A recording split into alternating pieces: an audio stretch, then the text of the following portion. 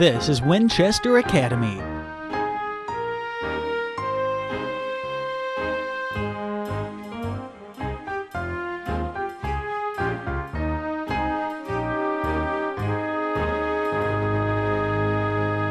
Thanks very much. Thanks, Ann, for the kind introduction, and I want to thank everyone for coming on a rainy kind of evening. I was hoping for better weather on the drive over because I don't like to drive in the rain or snow. It wasn't snowing. I hope it's not snowing on the way back. But I also like to watch the birds as I'm coming through. My wife's convinced that I'm going to die going 70 miles an hour looking at a hawk or a sandhill crane. Plus, I wanted to clear up for tomorrow morning because this is the first time that the winds come from the south or southwest in about a week. And so I know there's just loads of birds waiting to come up, including orioles and grosbeaks and hummingbirds. I haven't seen my first hummingbird yet. So I got my feeders out and I'm all ready. So maybe tomorrow morning we'll all be lucky. So, you know, I could talk all evening about birds and it might be more fun, but I am going to address the topic of tonight, which is making democracy work in Wisconsin. And it's not just a Wisconsin problem. It's not endemic to Wisconsin, but I do think it's become acute here in Wisconsin over the last 5 or 6 years. And I will get to that, but I do want to give the national dimension of the problem because, you know, Jimmy Carter, bless his heart, probably the best ex-president we've ever had. He told Tom Hartman on Progressive Radio a couple years ago that we don't have a democracy in America anymore. We have, in his words, an oligarchy with unlimited political bribery. And I'm afraid that just about sums it up. I mean, maybe I should go home now. That's all you need to know. Because he hit the nail on the head there. Here are a couple figures that put it in perspective. The percentage of the U.S. population that gives $200 or more to political candidates, 0.5%. The percentage that gives the maximum to the presidential candidate of their choice, which is $2,700, that percentage is less than 0.1%. So with a couple notable exceptions, maybe the Bernie Sanders campaign with the famous $27 a head, the funding of politics has really become just a playground for the very, very rich. And the rest of us are kind of fenced off with barbed wire. You know, the guy at Tammany Hall used to say, Boss Tweed used to say, I don't care who gets elected, I just care who gets nominated. And the people who get nominated, by and large, are candidates who are either enormously rich themselves or who are in hock to people who are enormously rich. And we don't have an equal voice. None of us here has an equal voice or an equal say as to who gets nominated, much less who gets elected. And that's not how our democracy is supposed to work. We're supposed to have an equal voice in our democracy. So there's something very messed up about the way our system works right now, and it's messed up because of money in politics. And it's messed up because of a lot of U.S. Supreme Court decisions. And it's not just Citizens United, though I'll get to Citizens United in a hurry. But you know, this problem of the U.S. Supreme Court making what would appear to be ludicrous equations and assertions like corporations are people. I mean, if you asked anyone on the street, is a corporation a person? You know, they might look at you like you're crazy because the corporations aren't people. But you know, the Supreme Court of the United States, going back into the late 19th century, made that assertion. Actually, it was in 1886 in a case called Santa Clara County versus Southern Pacific Railroad, where in a footnote, the justice writing the decision said, of course, we'll consider corporations to be persons protected under the Constitution. And then fast forward to 1976 in the Buckley versus Vallejo decision of the U.S. Supreme Court, they equated money with speech. Now, money isn't speech. Money may be able to amplify speech. It gives you a microphone or a megaphone, but it isn't speech itself. So those are the cornerstones of the problem. And that's why I think it's so important that we amend the U.S. Constitution to finally proclaim that corporations aren't persons and money isn't speech. And there's a good movement going on, especially here in Wisconsin, to do that, which I'll probably mention at the end. And if I forget, please remind me. So let's go to Citizens United. In 2010, the Citizens United decision said what? It said corporations and other groups, including unions and nonprofit groups, can spend unlimited amounts of money to elect this candidate or trash that candidate. ExxonMobil, that makes $10 billion of profit, a quarter, $10 billion of profit every quarter, it can dip into that $10 billion or that $40 billion a year and, spend 100 million of it to, destroy Tammy Baldwin's career, for instance, if they wanted to, and that would be perfectly legal. And, Fighting Bob LaFollette, who founded the Progressive magazine back in 1909 and was such a great leader in Wisconsin as governor and senator and presidential candidate in 1924 and other years too, I mean, he spent his whole life trying to fight corporate power and put limits on the ability of corporations to essentially bribe our politicians. As Jimmy Carter said, he'd be rolling in his grave right now, spinning really fast because of the role that money has taken on here in the last, well, certainly since 1976 and then since 2010. So it's not a fully functioning or even adequately functioning democracy right now. I'm going to read two sentences from the Citizens United decision, maybe the two most naive statements ever published in a U.S. Supreme Court decision. Here's the first one. Independent expenditures, including those made by corporations, do not give rise to corruption or the appearance of corruption. They follow that up with this one. The appearance of influence or access, furthermore, will not cause the electorate to lose faith in our democracy. And you got to wonder what planet those justices were living on, because the electorate has already lost faith in our democracy, largely knowing that people with the big money, can buy elected officials. This is a bipartisan issue. It's not Democrat, Republican, conservative, or liberal. There was a recent poll out. 84% of the American public agree that money has too much influence over our politics. 80% of Republicans polled agreed with that. 78% said money spent by outside groups and campaigns should be limited. 73% of Republicans agreed with that. And I think it was one of the reasons in this last election that we saw two unusual politicians, Bernie Sanders, who was atypical, and Donald Trump, who was atypical. And you remember in that first debate, Donald Trump got up and said, I've given money to most of you guys. And this was when Walker was on stage and the other 10 or 11 people were on stage. And when I give money to people, I expect them to return my phone calls and essentially jump when I say jump. And I think for people viewing that, it was refreshing, because here was a guy who was telling the truth about the way the system works. And Bernie always told the truth too. And that's why Bernie's been championing getting money out of politics for a long time.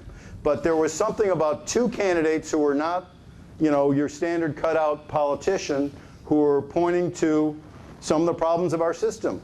The political system is rigged, and the economic system is rigged. And the amazing thing about Trump is, he was shoplifting from the store that Bernie Sanders and Elizabeth Warren set up. I mean, they are the ones who talked about the system being rigged forever. You could YouTube Elizabeth Warren and the adjective rigged, and you'll get a great 3-minute YouTube video of Elizabeth Warren using the adjective rigged about 20 times. And this was way before Trump ran. So he knows a good line when he hears one. He steals a good line when he hears one, and he stole that one. And it worked for him.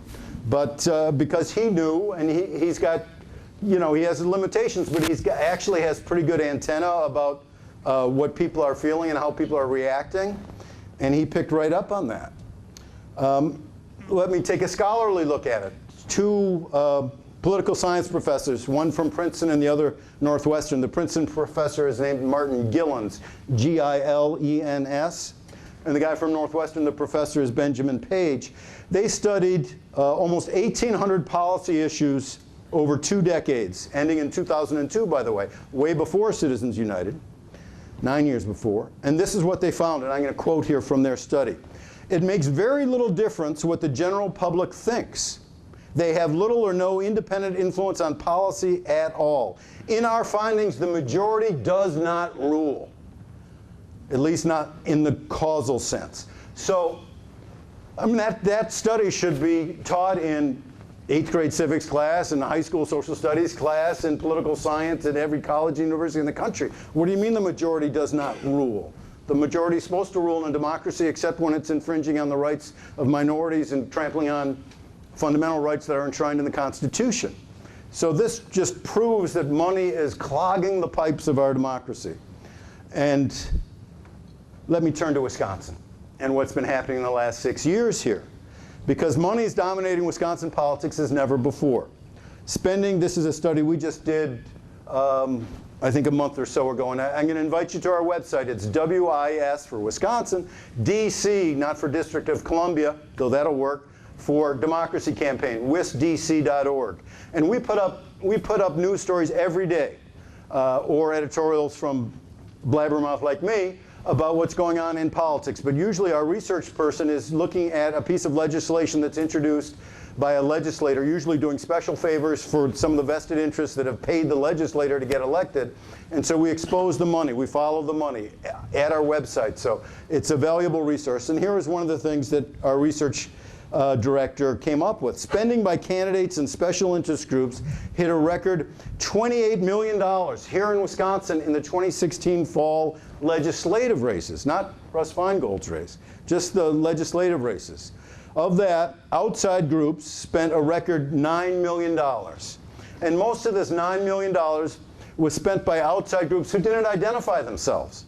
These are the so-called dark money groups that splatter our screens with mud constantly and are on the airwaves, the TV and the radio, with just the most hideous accusations, slanderous accusations against candidates. They're not talking about the issue that's important ostensibly to their organization, much less saying who their organization is. Some of these are sponsored, for instance, by the American Federation for Children. That's Betsy DeVos's old school voucher group, the privatization of our public schools group. Betsy DeVos, now Secretary of Education under Trump. You know who is the director of the American Federation for Children in Wisconsin? It's none other than Scott Jensen, the former disgraced Speaker of the Assembly, who had to plead to some misdemeanor charges in the caucus scandal back in 2001, now as powerful, if not more powerful as ever in the Capitol, because he is throwing money around in these campaigns, his group, American Federation for Children. And he's up there in the halls of the Capitol lobbying constantly. So as a result of all this money flowing around, elected officials are responding not to you or me or your neighbors, not to their constituents, but to the wishes of their donors. And again, that's not why we elect people. We don't elect people to serve their biggest donors. We elect people to serve us. Scott Walker, for instance, his biggest donor by far has been a woman named Diane Hendricks. Diane Hendricks is the owner of ABC Supply down in Beloit, a roofing company. She gave $529,000 to Scott Walker in his campaigns for governor, and $5 million to one of his groups when he was trying to run for president. And I don't know if you saw Diane Hendricks in the movie As Goes Janesville, or saw this little clip on the web, but you should Google that, As Goes Janesville, Diane Hendricks, because this shows her in either late 2010 or early 2011, meeting Walker. The documentary filmmakers got the camera rolling. She goes up, she gets hold of Walker, they do a half hug, and she says, when are you going to make Wisconsin a red state? When are you going to make Wisconsin a right-to-work state? And of course he responded notoriously, first we're going to divide and conquer.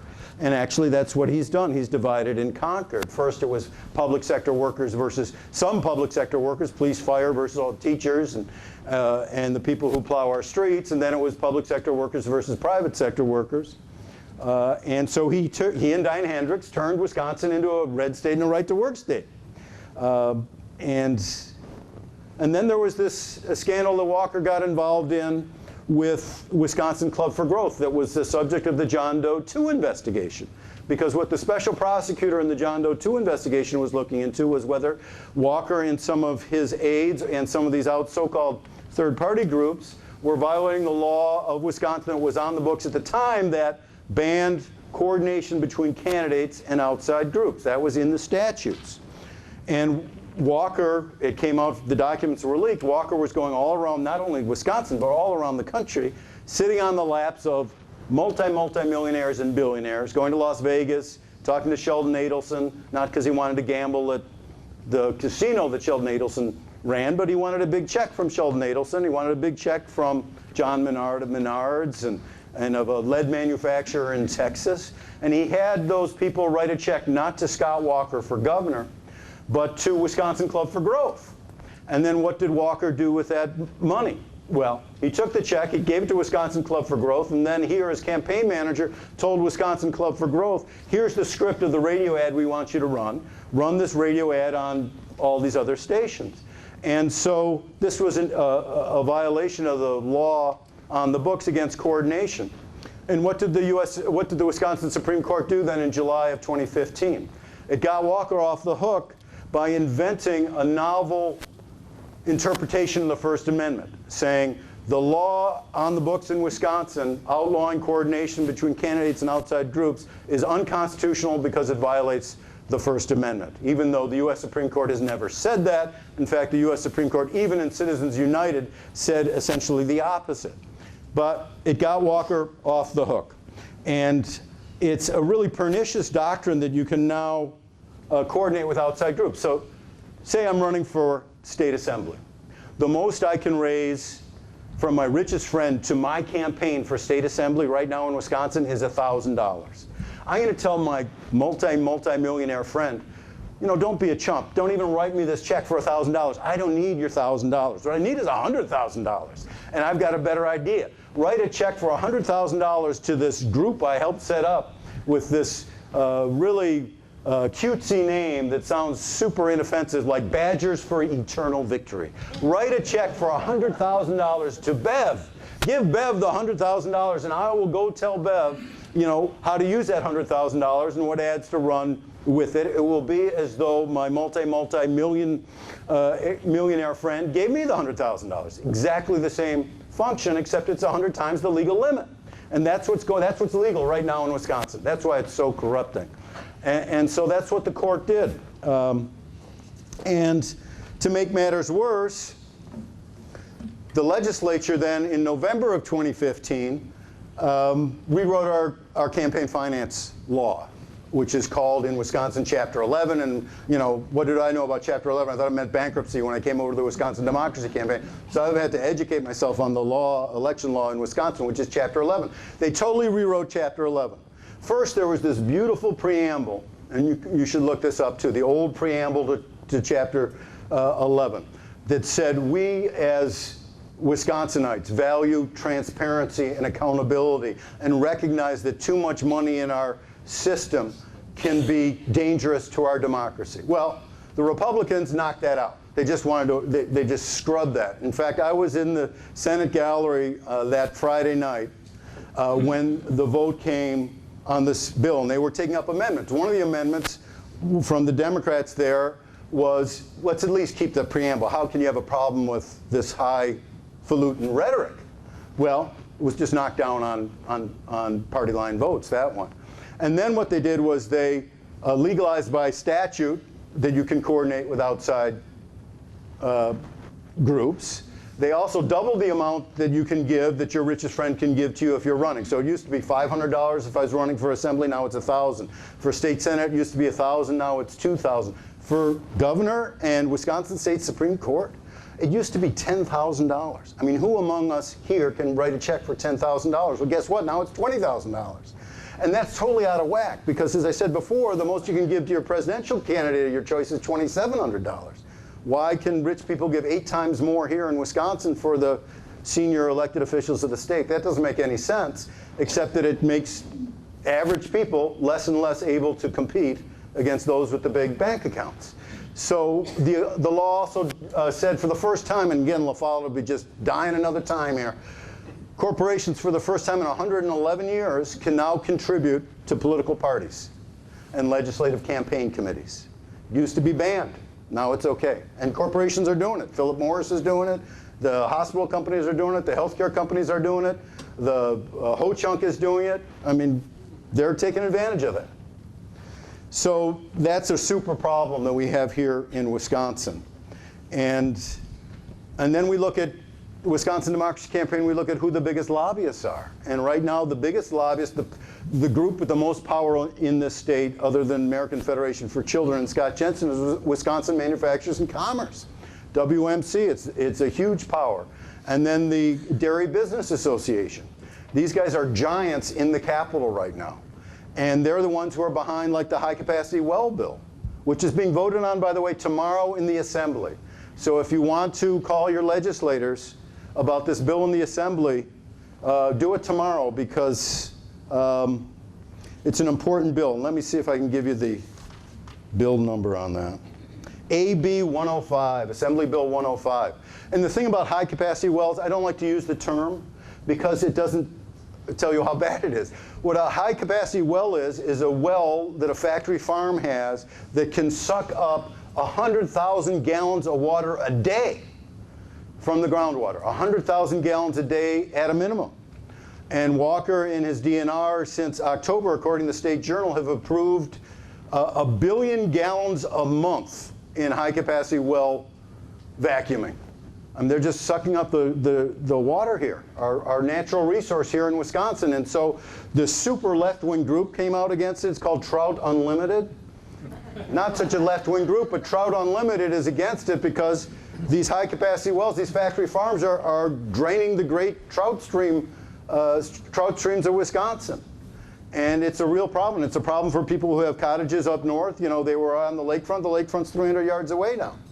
I mean, this is a problem all across the state. I was speaking in Janesville on Saturday. There's a huge dairy farm there. I was speaking in Ashland a month and a half ago. There's an Iowa pig farmer who wants to come up and have 6,000 pigs in a factory farm, you know, within spitting distance of Lake Superior. This is a problem across the state, and this bill is a really dangerous bill. So if you can call on it again, AB 105, that would be a good thing to do.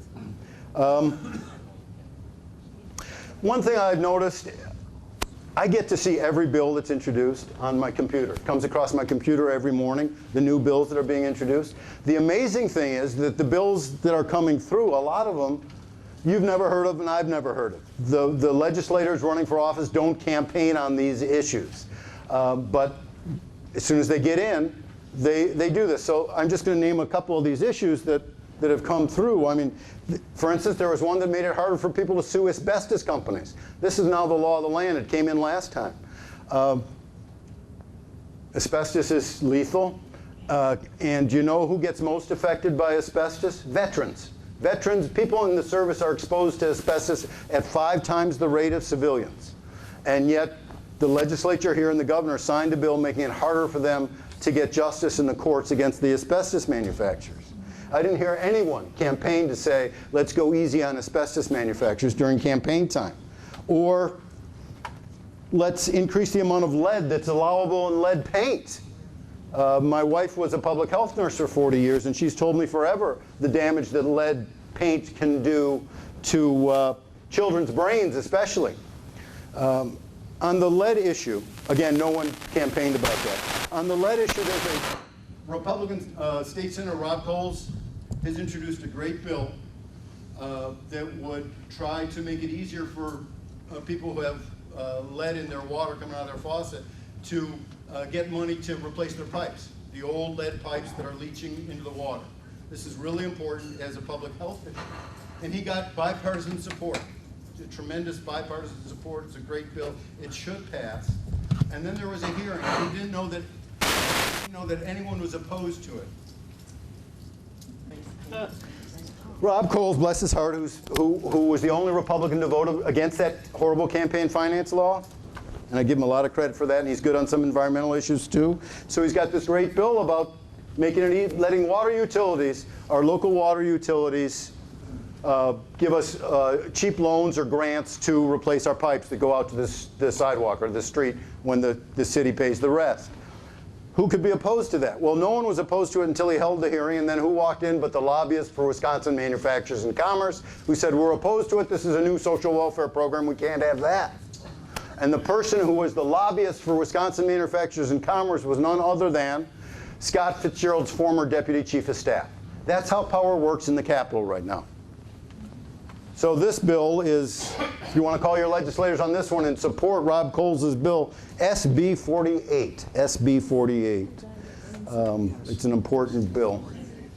But again, I didn't hear anyone campaigning to get more lead in the paint, or to make you keep the lead that's in your pipe so that your kids, when they come back from soccer practice, don't want to drink the water and get lead poison. Or I didn't hear anyone campaign to change the law so that the eminent domain law, you may have heard people complain about the eminent domain law where the government can seize your house and run highway through it. Well, now out-of-state pipeline companies can exercise eminent domain over your home.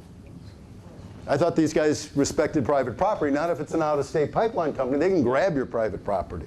So those are kind of the crazy laws and bills that I see introduced every day that I've never heard anyone campaign on, but I know where they're coming from because we follow the money. And we see that Wisconsin Manufacturers and Commerce, that gives money to most of these elected officials who back these bills, is out there lobbying for them. That's why Jimmy Carter was right. So I just think we need to pass some important reforms, because right now there are no limits on the amount of money. This was also in the law that individuals can give to political parties. In Wisconsin, used to be there was a $10,000 aggregate limit on what anybody could give. So if you wanted to give $10,000 to your favorite candidate running for governor, that was it. You couldn't give a dime to anyone running for state legislature or state Supreme Court or to whatever political party you wanted. Now, there's another bad U.S. Supreme Court decision in, I think it was 2012, called the Mccutcheon Decision, that threw out aggregate limits. So Wisconsin had to change that law because it was overturned by the U.S. Supreme Court. Rather than fix the law and say, well, we'll put limits on specific races, we'll say, if you want to give to a political party, the most you can give is $10,000 because that's what it used to be. Now the sky's the limit. So now we have rich people in Wisconsin, super rich people, giving $1 million to the Republican Party or $1 million to the Democratic Party. I don't think anyone should be able to throw that kind of money around and exercise that kind of influence. And you might say, what difference does it make? It's balanced out. There's Diane Hendricks on one side and a liberal philanthropist in Milwaukee on the other. Well, it's just not fair because we can't participate in the way they are. I mean, and also, there could be a commonality of interest on some levels that rich Democrats and rich Republicans have. I mean, Bernie Sanders talked about that a lot. You could have Wall Street Democrats and Republicans who see eye to eye on trade issues, for instance. I mean, our democracy shouldn't be a tug of war between a multimillionaire on the left and a multimillionaire on the right. We all should have, as citizens in a democracy, an equal tug on the rope. And we don't. Obviously, we don't right now. So that's the problem we have of money in politics and in Wisconsin and in the country. It's not the only problem we have with the malfunctioning of our democracy. I'm going to mention a couple others. I don't want to go too long because I want questions. But another big one is gerrymandering, the rigging of the political maps. And the maps were rigged in a terrible way in 2011, both in the process of drawing the maps and in the maps that they chose. So much so that a federal judge, a panel of 3 federal judges in Madison in the blue federal building there, I was there for the court hearing, it was fascinating, threw out the maps saying they were unconstitutional in a landmark ruling just last year, and have ordered the legislature to redraw the maps. They're now on appeal. But what I want to talk to you about is the process first of how these maps were drawn. So, every 10 years when the census is done, maps get redrawn. And in Wisconsin, it's the party in power that gets to redraw the maps. And if there's one party in power in the state assembly and state senate and the governorship, they can really doctor the maps so that they gain a partisan advantage. Democrats can do it in Rhode Island and Illinois when there's a Democratic governor in Illinois, and Republicans can do it in Wisconsin now and in some other states. So this was the process. This is doing the people's business in private. So the maps weren't drawn in the Capitol. Instead, they went across the street in the glass bank on the Capitol to a pricey private law firm called Michael Best and Friedrich. Well, this law firm had a locked room in their offices called the map room. And the public wasn't allowed in the map room. The media wasn't allowed in the map room. Democrats weren't allowed in the map room. Even Republican legislators who weren't in leadership weren't allowed into the map room unless they asked the aides to the speaker who had the keys to the map room. And then once those low-level Republican elected officials got into the map room and got to see the map, and they only got to see the map, the redrawn map of their own district, then they had to sign a secrecy oath, an oath of secrecy that they wouldn't tell anyone about the shape of the map that they saw. I mean, that's not democracy. That's not open government. That's not transparency. That's not accountability. That's not how our system is supposed to work. So that was a very corrupt and disturbing process. And then part of the process at the trial, the aides who had the keys to the locked map room were on the stand. And the good guy's lawyers were saying, how'd you make these maps? And it turned out they'd hired a professor and a computer specialist who looked at demographic material and voting patterns and said we could move a line here and a line there and stuff more Democrats into fewer and fewer districts, thus leaving more Republicans to dominate the less populated districts and then gain seats. And so they had what they would call aggressive map 1, aggressive map 2, aggressive map 3, up to like aggressive map 9. And they took aggressive map 8, which said that, you know, except in the most bizarre election, you are going to keep your majority and actually expand your majority, Republicans, because we've crammed so many Democrats into so few districts. And funny, the aides who were on the stand were asked by the plaintiff's attorney, was there any prospective value for drawing these maps? No, there was no prospective value whatsoever, they said. And the judge, the 3-judge panel, just thought that was the most laughable assertion on their part. They lied through their teeth, basically, because obviously that's what they were doing. They were rigging the maps, and they got the outcome they wanted. They've gotten it every time. And so the court said, for the first time ever, that this is unconstitutional, and ordered them to redraw the maps. I wanted the judges themselves to redraw the maps because of all the hanky-panky and what I thought was malice aforethought, but the judges said, no, we're going to send it back to the legislature because the judges said there was no demonstrable malice in the case, which I thought was not actually the case, but whatever. It's going to the U.S. Supreme Court. The U.S. Supreme Court is going to decide one way or another, probably by June of next year. The judges wanted the maps redrawn by November, so I don't know what's going to happen. Maybe the U.S. Supreme Court is going to put a stay on that. But anyway, the idea that we should have nonpartisan districts that don't advantage one party or another, it's novel here in Wisconsin. It's not novel in Iowa. They've been doing that in Iowa for 35 years now. In Iowa, the parties don't draw the lines. The party in power doesn't draw the lines.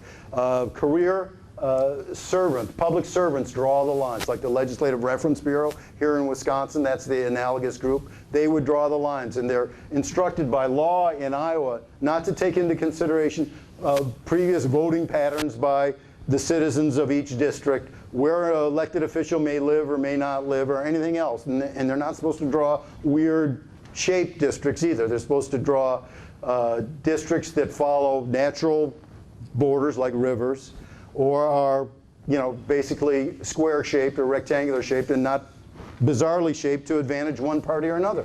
You know, if they can do it in Iowa, we can do it here, and we need to do it here. And there's this great mass movement in Wisconsin to get us to nonpartisan redistricting. Dale Schultz, the former Republican majority leader, and Tim Cullen, the former Democratic majority leader in the Senate, have been touring the state for about a year and a half. And you should get them up here to Waupaca to talk about this, because I've seen their presentation. It's terrific, and it's a really important issue. So that's one area where our democracy's not functioning, on top of campaign finance. Then the limitations on voting, you know, this bill, the voter ID law that was pushed through, and also the no voting on weekends, the no early voting, some of that got tossed out by the courts. But again, it's a democracy. We should make it easier for people to vote, not harder for people to vote. One of the things about getting your ID, this was an example of just how difficult it was. In Sauk City, if you wanted to go to the DMV to get your voter ID card, that DMV last year was open only on the 5th Wednesday of every month. Now, there were only 4 months where there was 5 Wednesdays. There were only 4 days in Sauk where you go to the DMV. So imagine, your mom's in a nursing home, she doesn't have a driver's license, she wants to go vote. There are only 5 days she can get there. So those are some of the problems I see, and I do see solutions. I mean, we can revive and revise our campaign finance law to ban coordination, to require disclosure. I mean, even in Citizens United, the U.S. Supreme Court actually invited disclosure. They thought disclosure was going to be the cure-all for money in politics. I don't think it's a panacea, but I do think it would be an improvement. And here in Wisconsin, the courts and the legislature, they don't require disclosure at all of these third-party groups, and their bills being presented that would require that. And there's no reason why we shouldn't know who's paying for the mud that's splattering our screens. We ought to be able to know that. That would be truth in advertising. That's a novel idea. So we can do that. We should outlaw corporate giving. That's crazy. We should put limits on how much people should give to political parties. That shouldn't be allowed. But the fundamental fix really for money in politics is to amend the Constitution. And I mentioned that at the beginning, to proclaim corporations aren't persons, money is in speech. Let's knock down these precedents from 1886 and 1976 and 2010 and 2012 that have just made corporations giants. Thomas Jefferson said back almost 200 years ago, we must crush in its birth the aristocracy of our moneyed corporations. Well, our moneyed corporations, they're not in the crib anymore. They're not babies anymore. They're giants, and they're trampling really all over our democracy. So we got to amend the Constitution. The good news is, in Wisconsin is second only to Massachusetts in the number of communities that have voted by overwhelming margins that they want to overturn Citizens United. 105 communities in Wisconsin have voted this way. It's 105 for 105. It passes every time. It's a good batting average. 105 for 105. On April 4th, 8 more communities passed this referendum by huge amounts. Monona, 91%. And some other places. I'll just rattle off a couple of these other ones. So Caledonia, 70%. Blue Mounds, 84%. Crystal Lake, 79%. Fox Crossing, 81%. Jordan, 71%. Racine, 81%. Even in red Waukesha 2 years ago, 69% of the people voted that they want to amend the Constitution to say once and for all corporations aren't persons and money isn't speech. The way to amend the Constitution, though, is not through something you may have heard of, an Article 5 Constitutional Convention. A better way is to go the way it's been done always, which is after the Bill of Rights, we've had 17 amendments. They all started this way. Congress would pass by 2/3, then it would go to the states for 3/4 ratification. The other way, on Article 5 of the Constitution says there are 2 ways to amend the Constitution. One is that way. The second way is for 2/3 of the states to call for a constitutional convention. And what's going on right now is that there is a right-wing move sponsored by the Koch brothers to have an Article 5 Constitution, not on overturning Citizens United and overturning the doctrine of corporate personhood and the doctrine of money equals speech. Rather, they want an amendment to the Constitution under Article 5 process for a balanced budget amendment. Now, it's a terrible idea for several reasons. One, a balanced budget amendment is economic idiocy, because in a time of recession, the only way that an economy like ours can recover is with deficit spending. If there was a balanced budget amendment in 1929, 1930, 1931, we never would have gotten out of the Great Depression, and we never would have won World War II. If there was a balanced budget amendment that had passed, the Great Recession would have turned into a Great Depression. And so it's like the economy's got cancer, and these guys won't let the economy get chemotherapy or radiation. Or the economy's got diabetes, they won't give it insulin. I mean, the prescribed medicine is to do deficit spending, and this will make the economy just go into a terrible tailspin. So it's bad for economic reasons. It's bad for another reason, and this is why all Article 5 conventions are bad, because they can spin way out of control. It may be limited. You may want to limit it to balanced budget. Or even some of my friends want an Article 5 to overturn Citizens United. I don't think that's the right way to go, though I respect them. But the problem is once you gather for one issue, the door is wide open for any issue. And even Antonin Scalia, one of the most conservative justices on the U.S. Supreme Court in the last 100 years, says we shouldn't have an Article 5 Constitutional Convention because you never know what's going to happen. And some of our enshrined rights in the Bill of Rights could go the wayside, could be on the chopping block. So that's the second reason why it's bad. Third, as far as Wisconsin goes, as far as the legislation that is calling for an Article 5 Constitution, guess who would choose who would be represented? How would we, as citizens of Wisconsin, be represented at an Article 5 convention? Well, the original piece of legislation said we would have 7 delegates. And you know who would choose the 7 delegates? Speaker of the Assembly, Robin Vos, would get 3. Richard Roth, President of the Senate, also a Republican, would get 3, and the governor would get 1. So the Republican leaders would get to appoint all 7. Half of Wisconsin, which is pretty much split down the middle, would be totally unrepresented. I testified at the Capitol on this, and I made that point, and other people did kind of raise that point as well. So they added amendment. Guess what? Democratic leaders now would get to choose 2 delegates, and the Republicans get to choose 7. Anyway, so that's not really a fair way to go about representing the state of Wisconsin at any constitutional convention. But I do want to give you the guy's name who is working on these local referendums. If you want one here in Waupaca or any of the surrounding communities, he knows I give out it. This is his personal cell phone number, but he's been doing the amazing organizing on this. His name is George Penn, like Pennsylvania, and his phone number is 608-244-6436. 608-244-6436. Now, before I open for questions, I passed out this quote. I may have ran out of a few of them, but this one by Howard Zinn. Howard Zinn is the great historian who wrote A People's History of the United States. He was a historian at Boston University. He wrote for The Progressive in the last 12 years of his life. One of the great joys of my career as a journalist was to be able to work with Howard Zinn. I just love this quote so much. I have it up on my wall at work and on my fridge at home. And I just want to read the last line and then edit it, because I edit anything. But to live now as we think human beings should live, in defiance of all that is bad around us, is itself a marvelous victory. I just love that. But here's the little editing. To live now as we think human beings should live, in defiance of all that is bad around us, and in celebration of all that is good around us, is itself a marvelous victory. So I thank you for listening, and I'm happy to take your questions.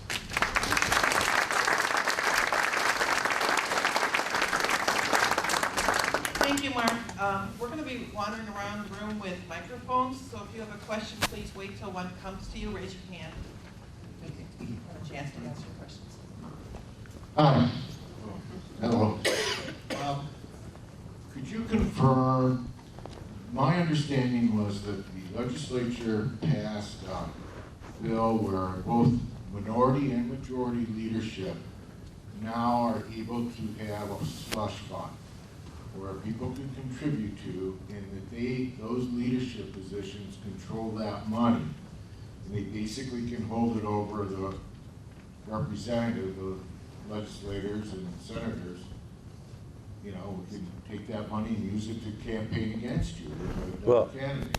Is that correct? Exactly correct, except it's not called a slush fund, but it serves as a slush fund. This is what happens. Under this new law that was passed in November 2015, they allowed corporations to give to legislative campaign committees. That's the Assembly Democratic Campaign Committee, the Senate Democratic Campaign Committee, or the Republican Assembly Campaign Committee, or Republican Senate Campaign Committee.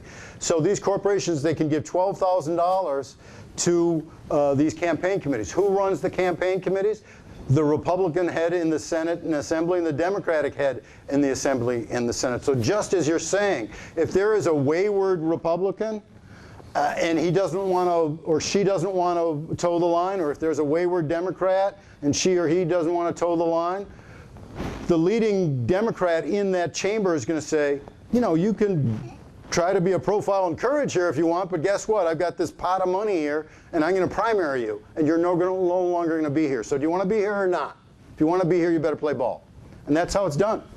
And they're more powerful than ever now, the legislative leaders, because of that change in the law. So someone like Rob Coles, I mean, I'm hoping Rob Coles just says to Scott Fitzgerald, well, I won't say exactly what I would say, but you know, just tells them, you know, guess what? I'm going to retire after I've been here long enough. I'm going to retire in a couple years, and I'm just going to do what I want. You know, Dale Schultz did that. Dale Schultz voted against the labor bill, Act 10, when he was a Republican, and he voted against the mining bill up north. And he was told that he was going to be primaried. He chose not to run. He may have won anyway. He's popular out in Richland Center, but he is. I've become friends with Dale Schultz over the last 2 years, the happiest man in Wisconsin, because this guy stood up on principle and voted his conscience several times and basically told the bullies to get lost. And more legislators need to do that. How important is it for you to have the title of senator or assembly person? Really? My understanding is that groundwater bill has a provision that if you're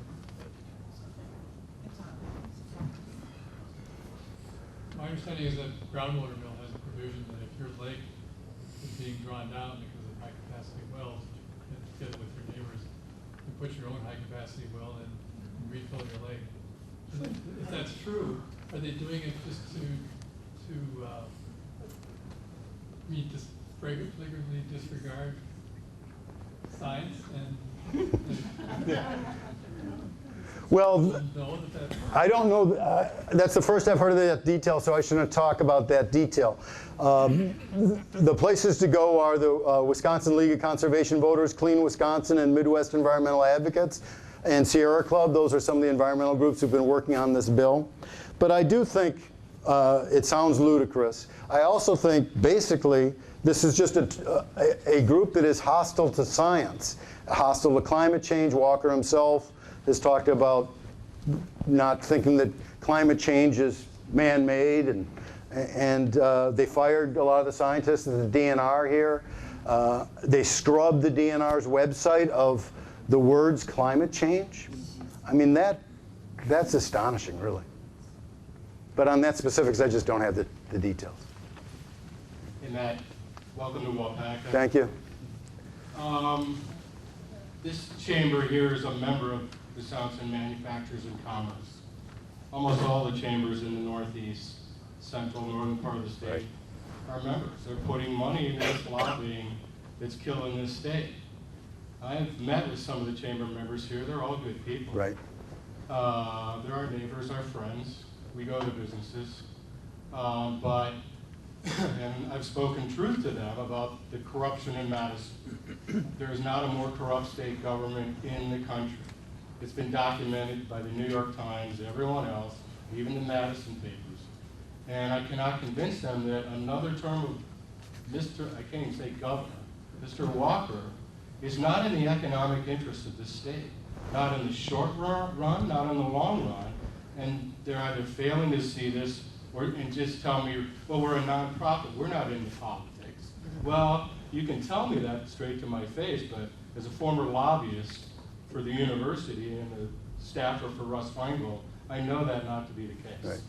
And the sad thing is about the local chambers is that Wisconsin Manufacturers and Commerce is really not going to bat for the small business person. They really aren't. They're representing the giants. And what's in the interest of the giants isn't necessarily in the interest of the small businesses. So it's too bad. And there was an effort for some businesses to get out of Wisconsin Manufacturers and Commerce. I'm thinking of Epic, the giant software company in Verona.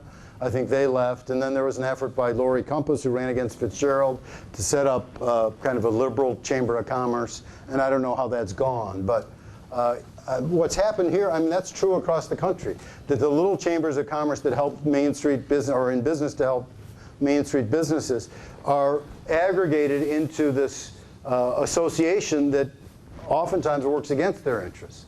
And so that's too bad, I think. But this is the weird thing about being in Wisconsin. A lot of people who don't agree with me and agree with policies that I think are just horrendously immoral are themselves decent people. I was playing basketball at the Capitol, at the Salvation Army 4 blocks from the Capitol for 30 years with lobbyists for the Koch brothers. So when Act 10 came down, it was hard to pass them the ball. But I would have passed him the ball. But they were good people. And also some of these people who vote for Trump, I mean, I play cards with Trump voters, and they're nice people, and they're good people, and they're moral people.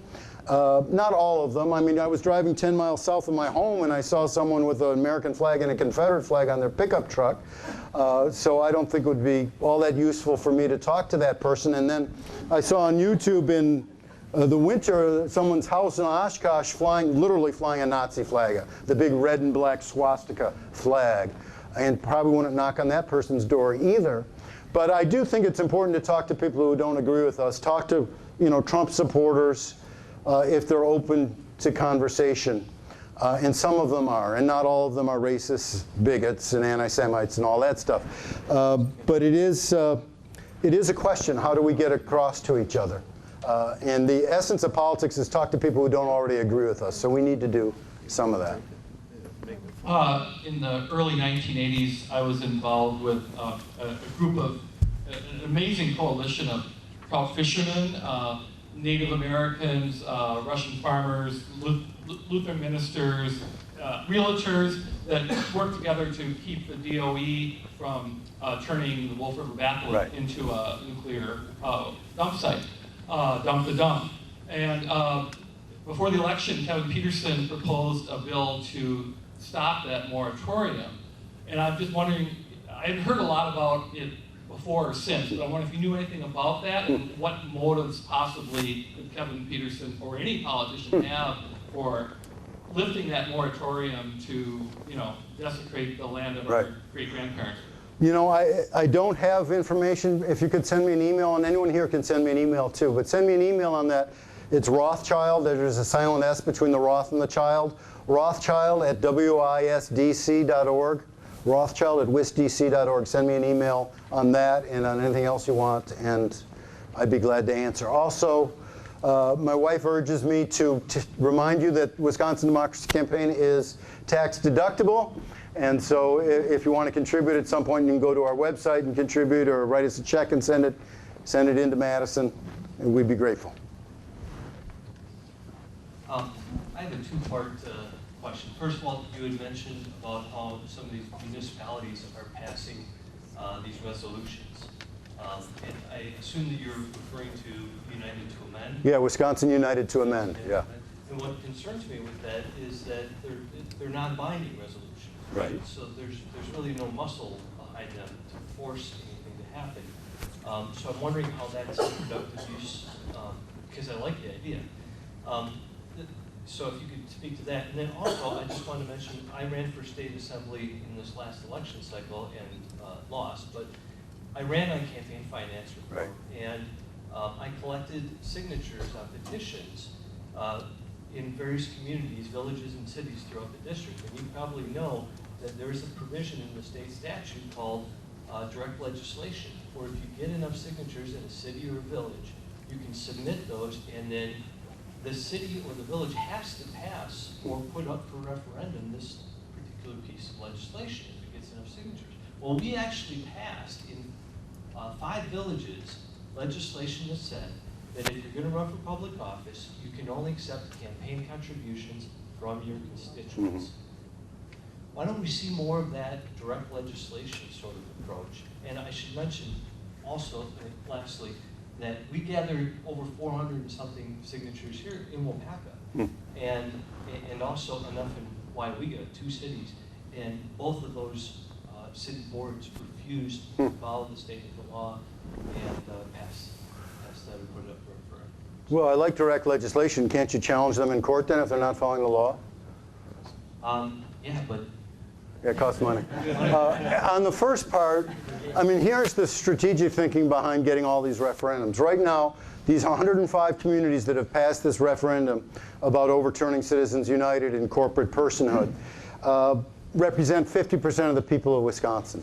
If there are 200 communities, which would represent about 90% of the people of Wisconsin, then we can go to our legislators in Congress and say, look, 90% of the people of Wisconsin want you to pass this bill in Congress or sign on to this bill in Congress. And if you don't do it, a bunch of this 90% is going to vote against you next time. So you ought to sign on to this legislation. And if this goes on in other states other than Wisconsin and Massachusetts, and it is going on in other states, maybe there'll be enough pressure brought to bear on those elected officials that they will pass the amendment in Congress and then send it to the states for ratification.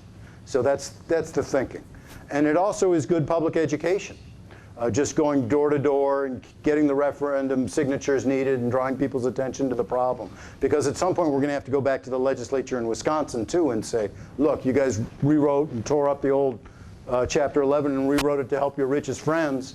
We're going to change that. So it's a way of demonstrating that the people of Wisconsin really want fundamental reform on campaign finance. I'm looking for verification of the number for the groundwater bill tomorrow. I thought it was SB 76. Does anybody, I got an email this morning. I mean, SB is being verified by the Assembly. SB 76 and AB 105, SB 76. But they're both tomorrow, right? Yeah, it's the same bill. It's an identical bill. in the Senate and in the Assembly. SB 76, AB 105. SB stands for Senate bill, AB stands for Assembly bill. I hate people who talk in acronyms all the time, so I'll try not to do that. I'm a local businessman. My partner in one of my businesses was in the Wisconsin Rural Leadership Conference. As part of their training, they spend the best part of a week in Madison. He had a lunch with the Supreme Court justices not too many years ago. One of them, who you would know, I won't mention his name, but in asking how good are the people in Madison on both sides of the aisle, the Supreme Court justice's comment was, it's the weakest bunch of legislators we've had in my 40 years in Madison. And they are easily led by big money. Any comment? Well, some are and some aren't. I mean, you know, it's strange. I never was a lobbyist. My mom would die again if she knew I were a lobbyist now. But I do go up to the Capitol and I talk to legislators. Some are incredibly smart, and some, actually, the staffers are smarter than the legislators. And this is on the Democratic side.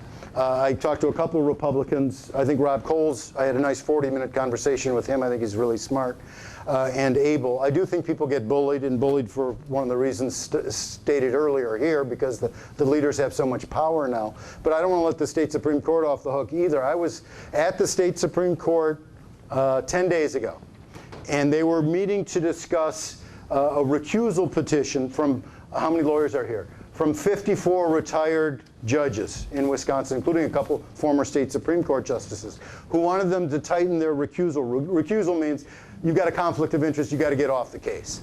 And so their rule was written in 2010. The League of Women Voters came to them with a petition saying money plays too much of part in our elections, and you're in a position where there may be an appearance of a conflict of interest, so we need to have a tight rule. Well, guess who petitioned them with an opposite rule? Wisconsin Manufacturers and Commerce and the Wisconsin Realtors Association. What did the Wisconsin Supreme Court do? It adopted verbatim the rule that was offered to them by the Wisconsin Manufacturers and Commerce and the Wisconsin Realtors Association. So the 54 judges said, you know, that's kind of tacky, and because of what happened in the John Doe 2 case, there was an appearance of conflict of interest, and none of the conservative justices did anything about it. That appearance, and which may have been actual conflict of interest, was this. The 4 conservative justices at the time, hearing the John Doe 2 case in July of 2015, had benefited to the tune of $8 million in expenditures from Wisconsin Manufacturers and Commerce and Wisconsin Club for Growth and a couple other of these right-wing outside groups that had run ads for those justices. Those justices owed their seats, a couple of them at least, to the ads from Wisconsin Manufacturers and Commerce. On their black robes, there should have been the initial sewed in red WMC, because that's who bought their robes and their seat on the court. And actually, the special prosecutor asked Prosser and Gableman to recuse themselves, and they refused to do so. And so the judges wanted the justices to change the rules. So the 7 justices are sitting at a table like this. I'm sitting right here in the front row. 10 days ago when they're talking about it. They didn't have a public hearing in that I could testify or the 54 judges could testify. So we could just be witness. We could just watch them. And it was horrifying to watch, because this was the argument from the conservative justices. They made 2 points. One, not a single justice, this is an insult to every single judge in Wisconsin. No judge in Wisconsin would be corrupted by money. How dare you suggest that? So they got all high and mighty about it. It was ridiculous. The second argument was another twisting of the First Amendment. They're twisting the First Amendment and then strangling our democracy with the twisted amendment. This is what they said.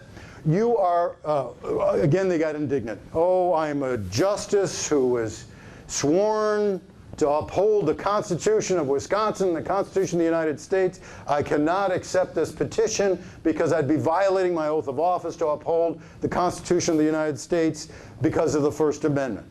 Because you are depriving people of the right to participate in our electoral process if you tighten the recusal rule. All right, what does that mean?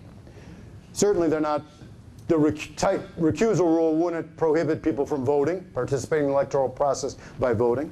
It doesn't even prohibit them from spending unlimited amounts of money to these outside groups, which they can do now under Citizens United and Buckley versus Vallejo and Right to Life Court Decision 2, which I didn't mention before. So it's not in any way, shape, or form affecting their way of participating in the electoral process. What they meant was This person who gives lots of money to a judge or to an outside group that's helping to elect the judge cannot benefit from having the judge that they bought sit on their case. That's essentially the argument they were making. I knew it would come to this. I knew some justice somewhere on some court was going to say bribery is protected under the First Amendment. And that's essentially what they said. The guy can't get get the other side of his quid pro quo from giving his money. He can't get the judge that he wants whose pocket he laced with money. And that's how absurd the arguments have gotten right now. So the Supreme Court's got some work to do. I was wondering if anyone has looked at the gerrymandering and eliminating it by having the popular vote determine particularly the president. You could do it at the state level. It would have to be the entire state. But that at least would get rid of the shape of districts. Well, it's interesting. First of all, I am for getting rid of the Electoral College and amending the Constitution that way. Secondly, we have this argument in our office all the time. Or it's not an argument, it's a discussion. Our guy who actually has coded 1 million contributions, we have a database of 1 million political contributions. So if you want to see who your neighbor is giving money to, you can go to our website, type in your neighbor's name, and boom, you'll find it. Anyway, he tells me, why do we have these districts anyway? No one knows what district their legislator is. If you ask, did a poll on the street, I bet 9 out of 10 people in Waupaca or Madison want to know what district. Is it District 53 or is it District 77? Why not have at-large representation? So I'm not opposed to that idea. The only reason I hesitate is I like the old-fashioned idea about local representation, so that people the more local, the better your representation is. And it used to be the conservatives were all about local control, and actually now this group in Madison is totally against local control. They keep passing bills against local control. But that is something to consider, certainly. I want to just say one more thing about recusal real quick, because there's another bill by Representative Hebel, H-E-B-L, that I was testifying to at the Capitol just a few days ago last week.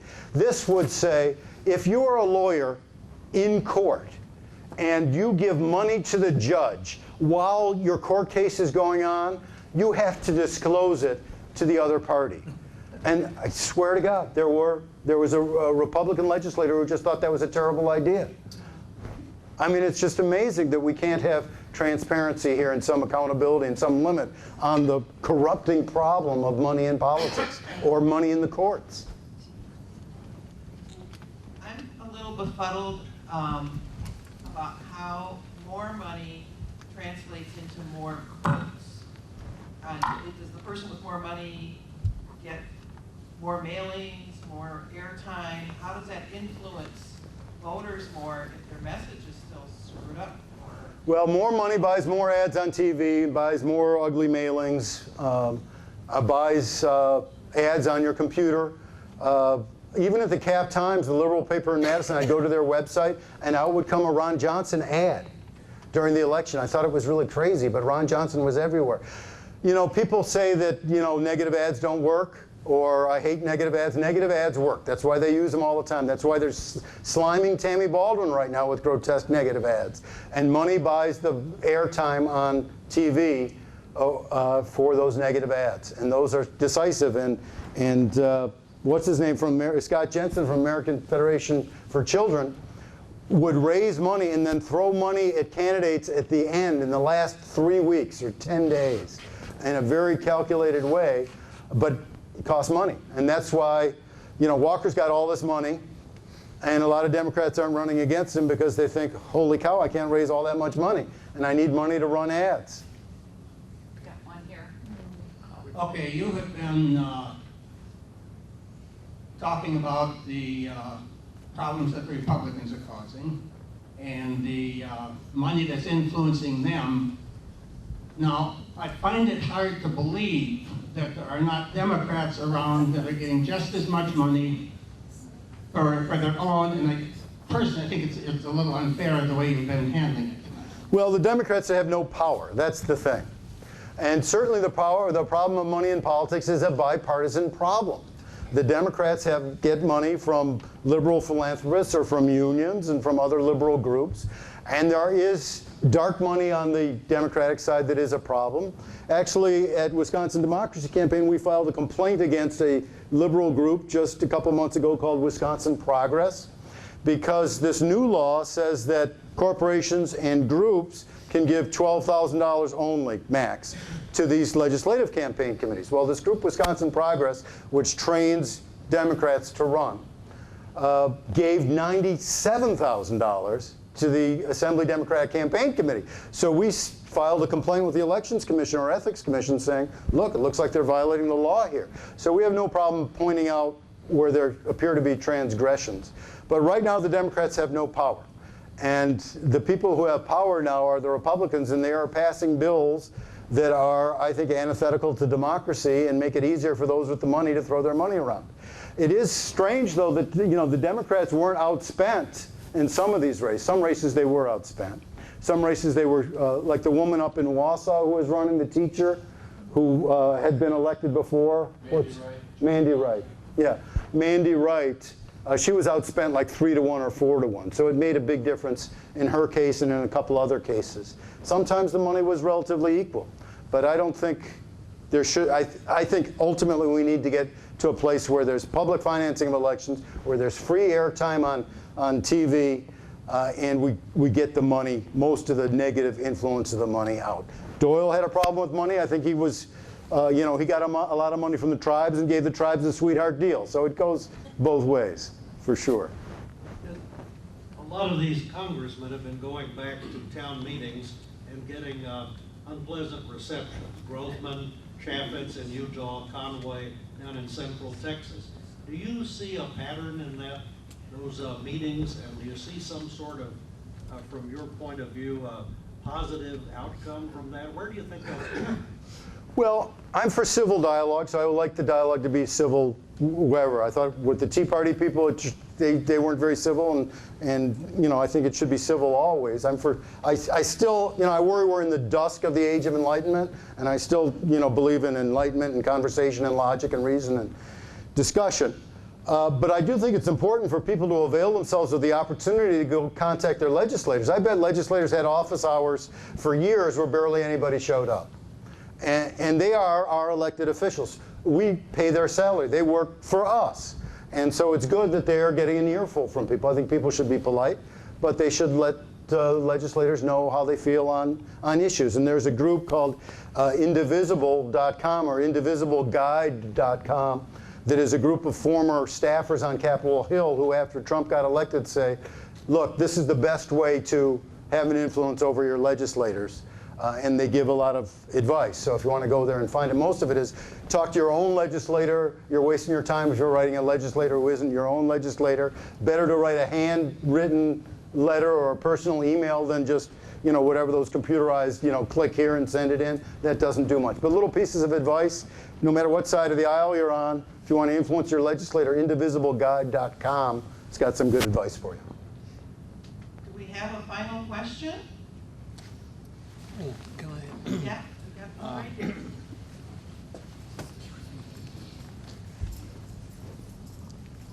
This has nothing to do with what you've been saying except your prelude. You're a birder. My wife and I are very active in the Rio Grande Valley Birding Festival. Incredible birds down there. Which is the first full weekend of November every year. And birders from around the world come to that festival. You might want to come. I was going to say, you're going to pay my way? Thank you, Barry. But one of the great things about Wisconsin is how great the birds are. I'd never seen a sandhill crane before. I'd never seen a wild swan before, and they're incredible birds. Wyalusing State Park, I'd never seen a cerulean warbler before. It's amazing they're not paying for our state parks anymore. I mean, I think that's outrageous. The idea that everything public is bad and everything private is good, these really crude equations, ideological equations, I think we need to start standing up for what is good about what the public goods are. Our public schools, our public parks, our public libraries. Those are good institutions of the community.